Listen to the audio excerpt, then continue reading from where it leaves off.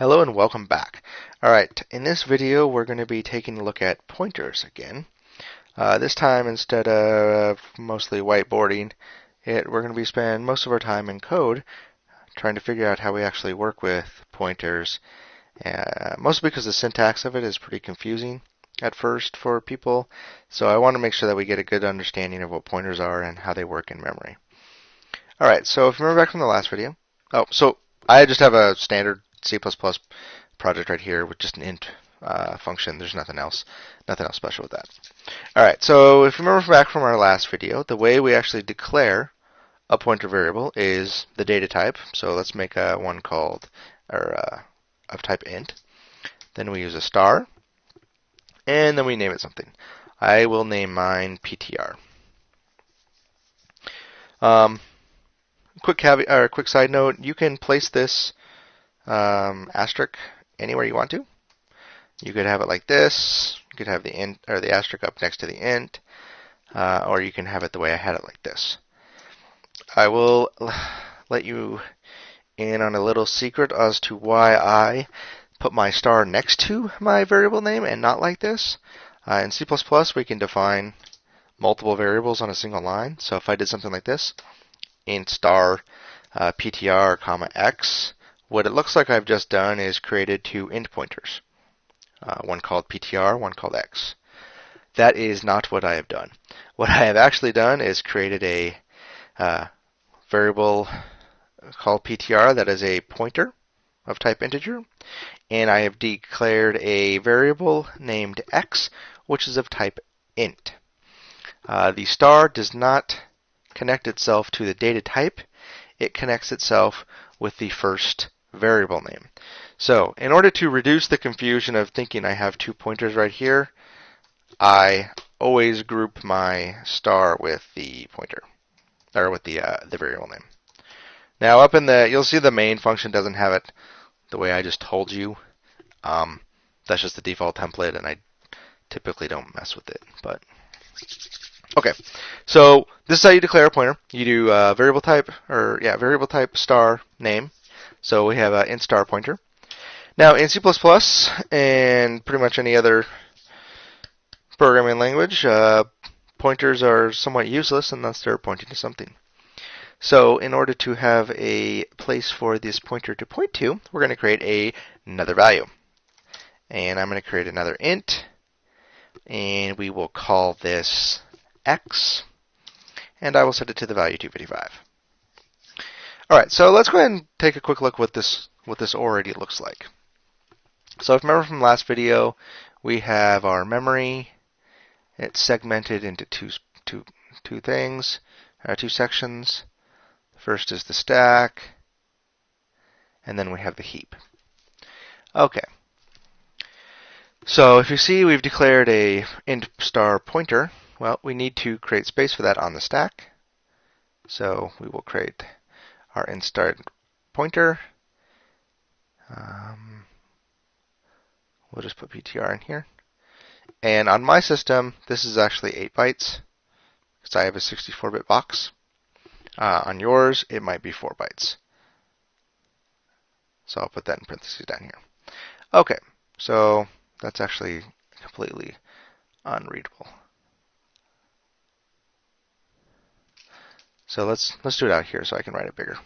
All right, so we have ptr, and that's this guy right there. And then we're going to have another guy called x, and he's this guy, and he has the value of 255. Now ptr has some value. It is whatever was in this segment of memory when ptr got laid down here, but it's pointing to something useless. Okay, so let's go ahead and figure out how to assign a pointer, ptr, to something useful. So in C++, the syntax for getting the address of a variable, so let's jump back over to our whiteboard here. So what we want to do is we want to assign ptr to something meaningful. We have a value, 255, in x, that is something meaningful. So what we need is this guy right here, that memory location.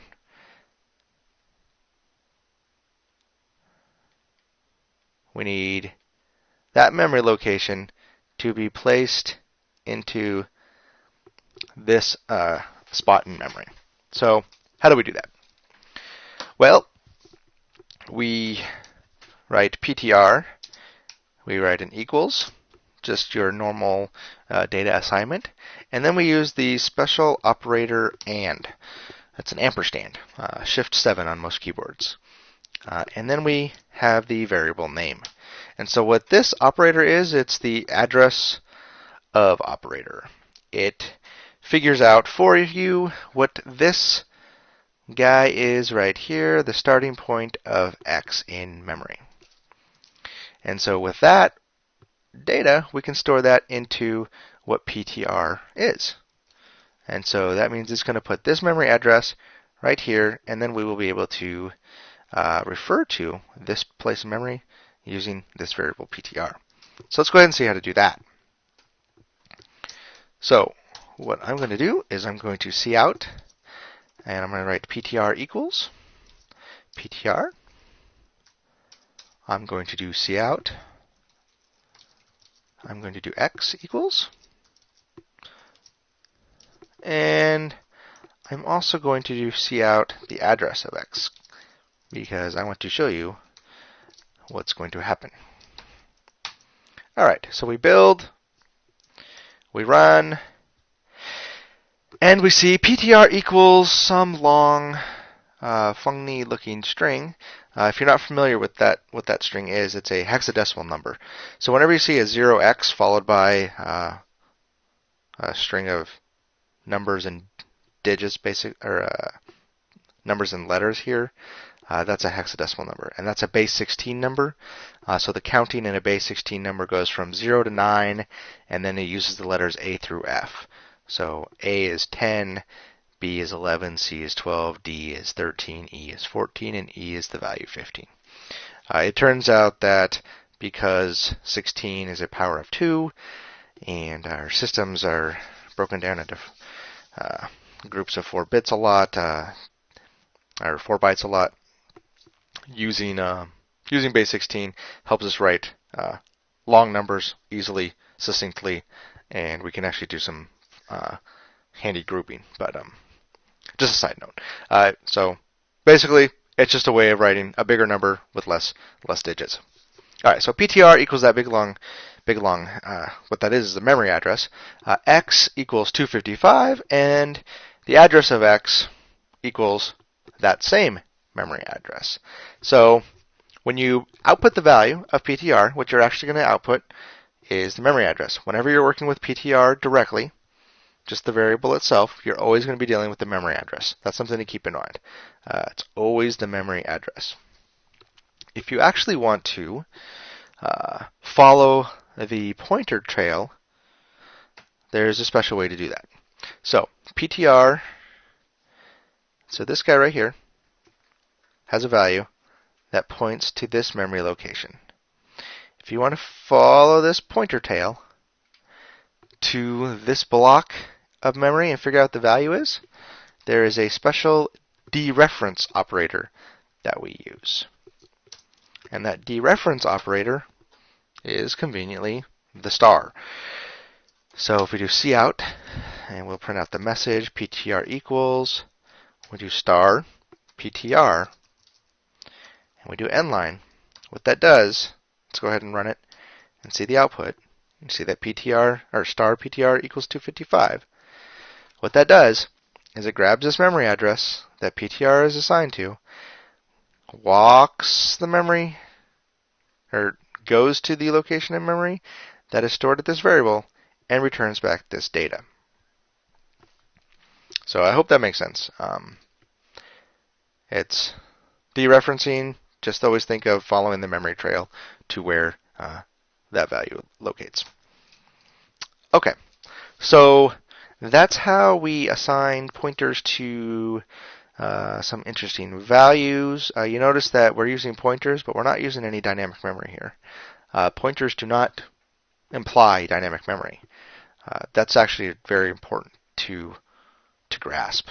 Just because you have a pointer does not mean you have any dynamic memory. We see pointers used with dynamic memory all the time because that's the way in which we interact with dynamic memory. But just because you have a pointer variable does not mean that there's any dynamic memory involved whatsoever. So, talking about dynamic memory, let's go ahead and look and see how we declare some dynamic memory. So I'm going to go ahead and delete this code so we can start fresh. Let's go ahead and work with the doubles this time. So I'm going to create a new double pointer. I'm going to call it PTR. And I'm going to go ahead and create a new double on the heap. So in C++, we use the special new word, or special keyword, new. That tells the C++ libraries that, hey, we're going to be creating a new block of memory, and I want to create a new double type. So what that does, let's go ahead and kind of illustrate what that does. We'll draw a new memory block over here. So we're going to be dealing in the heap now. Well, so in the stack, we have the value, I called it PTR again. So we have PTR, which is sitting on the stack right here. And the new keyword searches the heap, finds a block of memory big enough to store a double, which is 8 bytes wide. And the new keyword returns this address.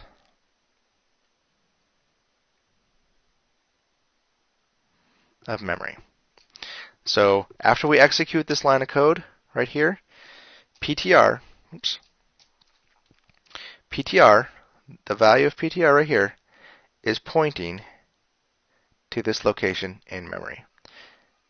And it's pointing to an 8-byte wide place in memory. Okay, so let's go ahead and assign PTR, or the location in memory that PTR is pointing to a value. So we just do PTR equals, let's say, 44. We will output the value of PTR. Well, the value of the location in memory that PTR points to. So we dereference PTR. We do an end line. And now, since we have actually used the new keyword and we've created new memory on the heap, when we get done with that memory, we need to reclaim it. We need to tell the program, the C++ libraries, that we are done with the memory that we have just created. So what we do is we use the keyword delete, and we pass in the address in memory that we wish to delete. So remember, PTR stores the address of memory that we got back from the new keyword. And so we want to now delete the memory at that address. So it's going to delete this block of memory right here. Okay, so let's go ahead and build and run this. So we build, open up our output window, run it, and we can see that PTR does indeed equal 44. Alright, so what if instead of creating a single value in memory, we actually wanted to create multiple values of memory, such as an array? Well, the code actually changes very little. What we want to do is go up here to double.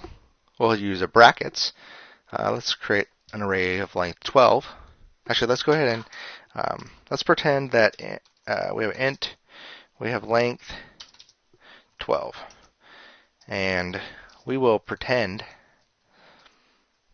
this was entered by a user. Oops. So ... Some other code happened. We got the value 12. We stored it in the value, or in the variable length, and now we're going to create a new memory based on that input.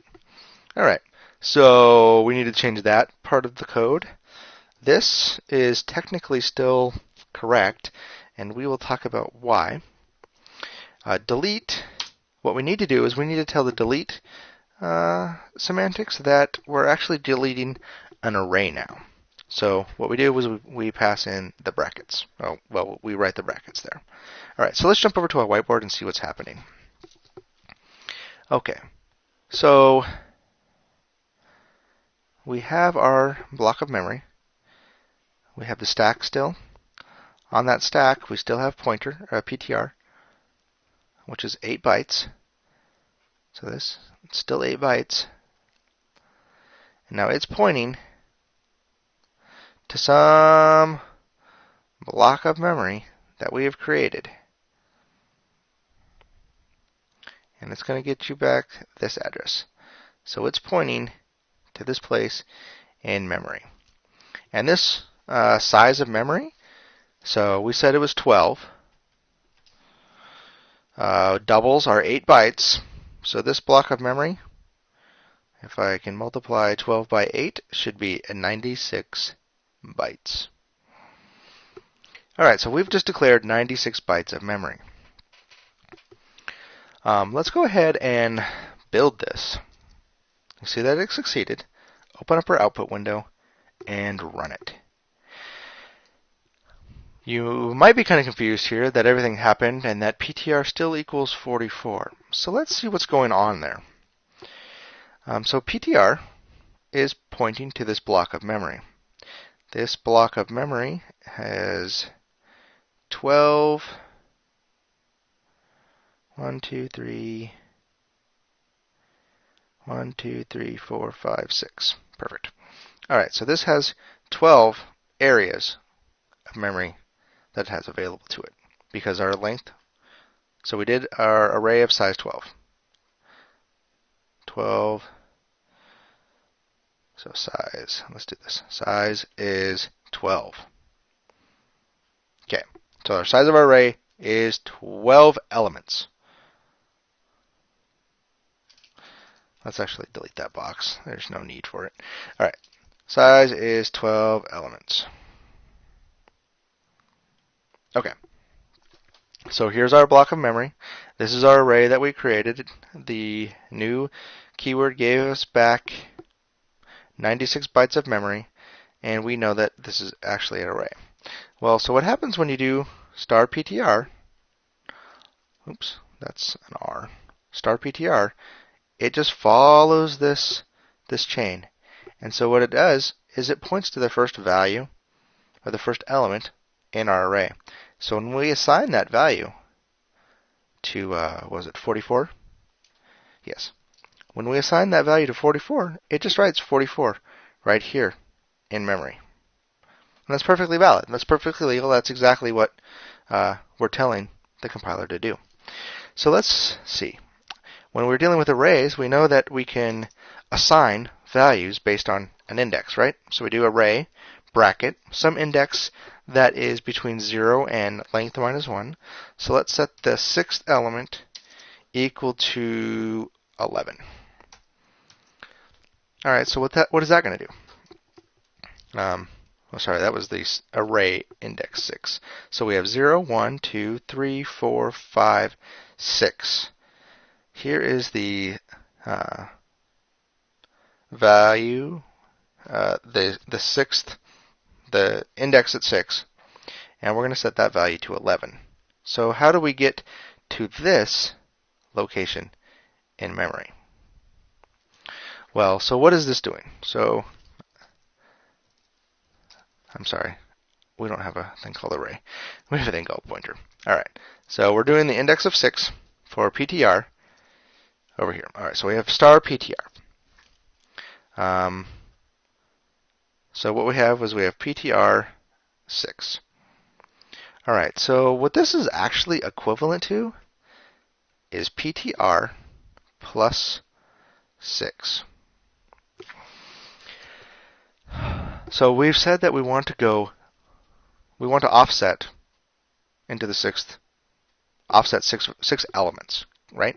So what the compiler actually does is this turns this into pointer arithmetic. And so what this 6 is, it's not actually 6 bits or 6 bytes that we're moving. It's moving, this is really 6 times the size of your data type number of bytes. That's how much in memory it's actually going to move. So if this is 8 bytes wide, when we do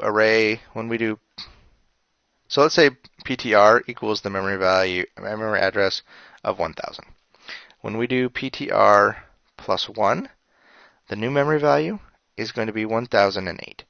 When we do PTR plus 2, the new value is going to be 1016, and so on.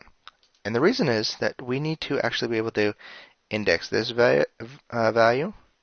We need to be able to get to this value, and we need to be able to get to this value, and so on. So to make that easy, what we want to do is just know that this is always dealing with the size of the type of pointer that we're dealing with. I hope that makes sense. We could actually write code to do that as well. So there's one more caveat, that this PTR actually dereferences the value. Because remember, when we write code to assign the value, we just say 4, right? We don't have to do anything else. So this is actually equivalent to the dereferencing of the pointer arithmetic of PTR plus this index value.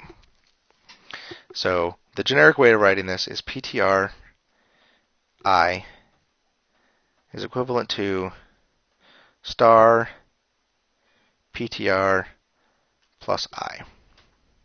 Right, and so we can actually do that over here.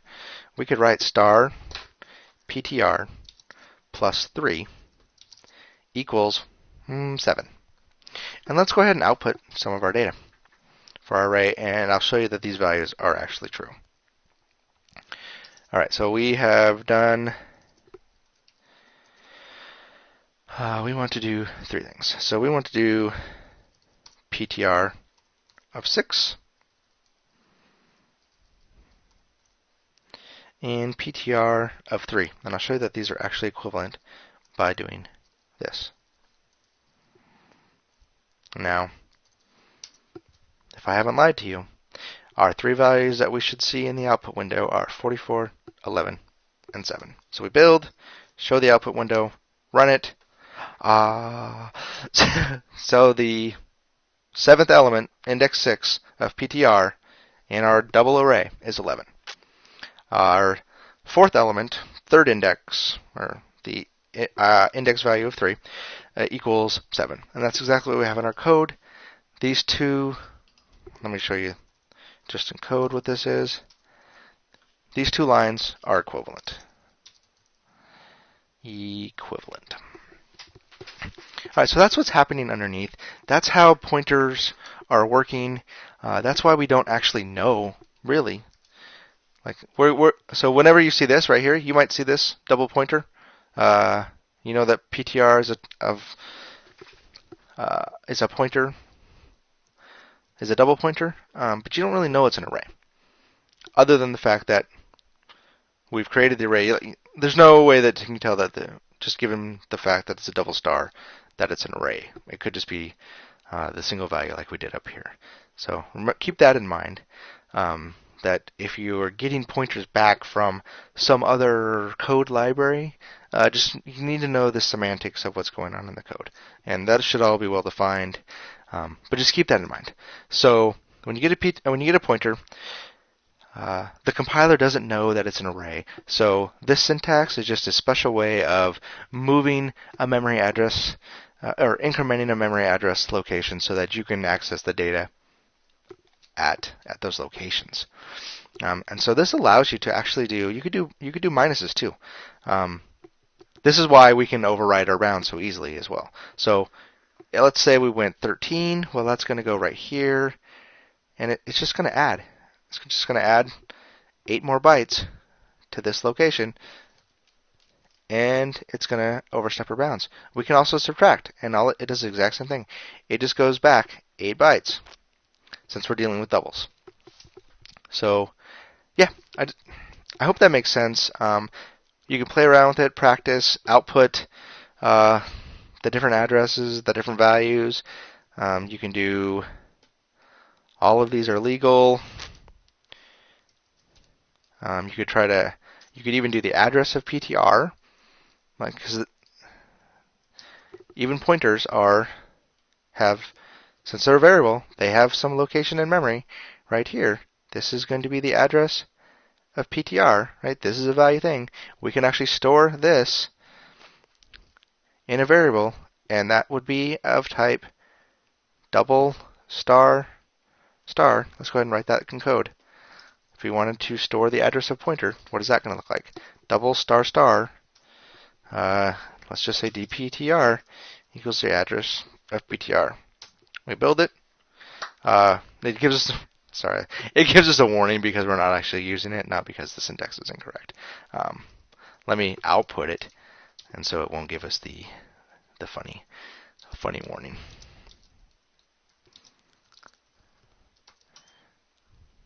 All right.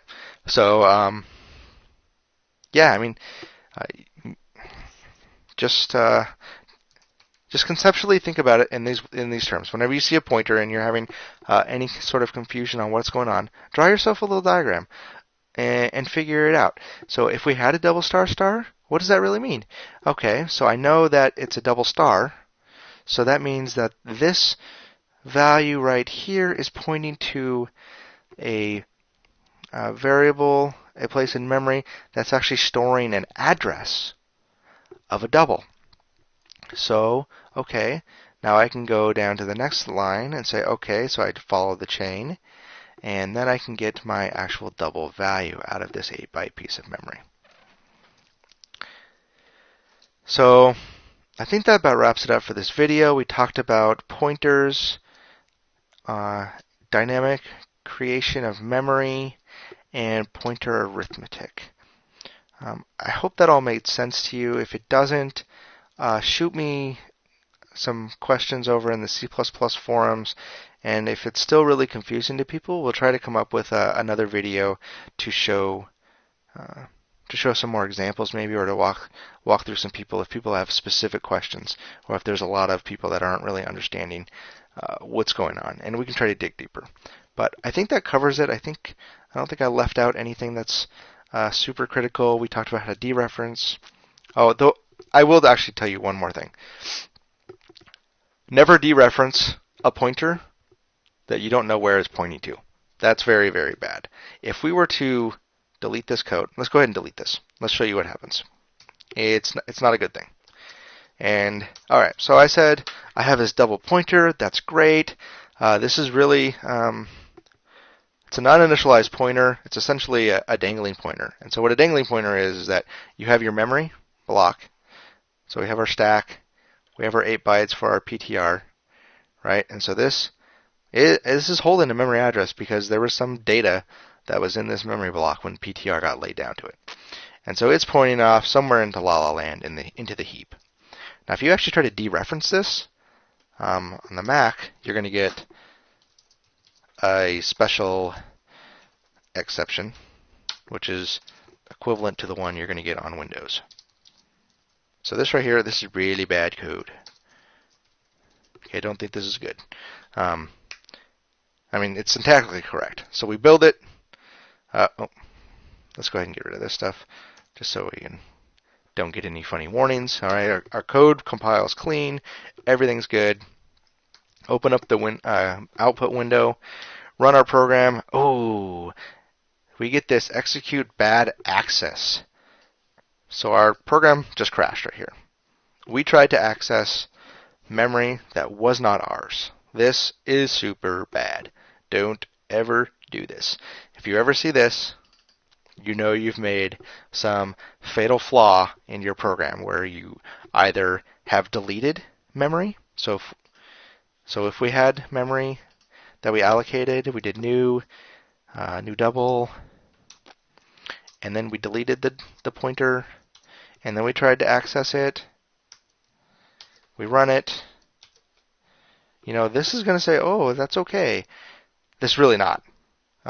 This is actually worse than the other exception that we got. At least in the other case, we got an error telling us, hey, you know what? You're trying to access memory that's not yours. Because what really happened is that, so this is a simplified view, right? There's a stack and a heap. Well, there's really a larger chunk of memory here, and your program gets allocated a certain range of memory. And we tried to write data when we dereference that into a place that didn't exist in our range. In this case, what we got is we got no error. Things run. I can even set this to a value. I can say this is 10.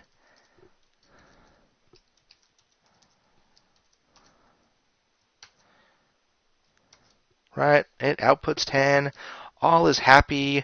But what we're doing, this is just what happened. Let's go ahead and clear this whiteboard. So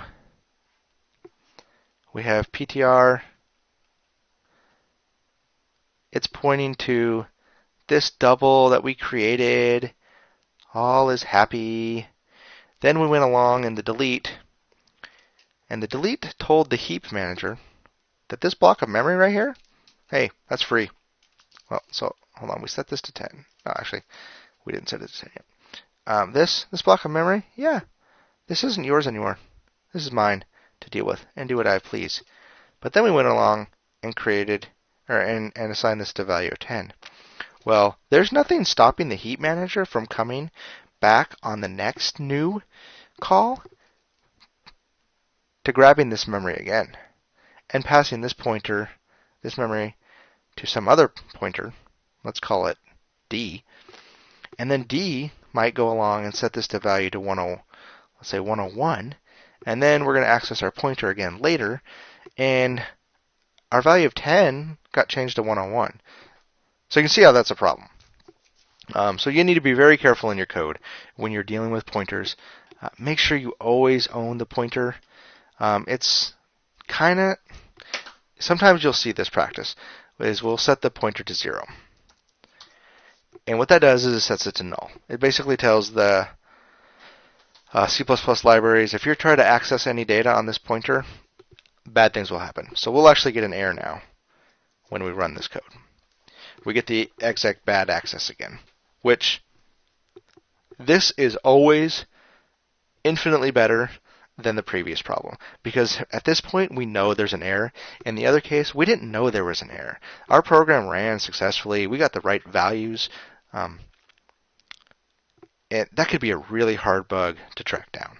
But in this case, in this case, we got the failure. Oh, what did I do wrong? Oh, you know what I did? I tried to access a pointer that's not initialized anymore, that I don't actually own. So when you're starting out, I actually recommend that you do this. Always set your pointer to 0. I mean, it's technically not required, but if you ever try to access that pointer again in your code, you're going to know that you had an error to begin with, and that's helpful. So yeah, all right. I think that was the only last thing I wanted to talk about that I had forgotten about. So we talked about pointers. We talked about dynamically creating both a normal value and an array of values, and we talked about how pointer arithmetics and the naughtiness of trying to dereference pointers that you no longer actually own the memory to which they point to. So with that, thanks.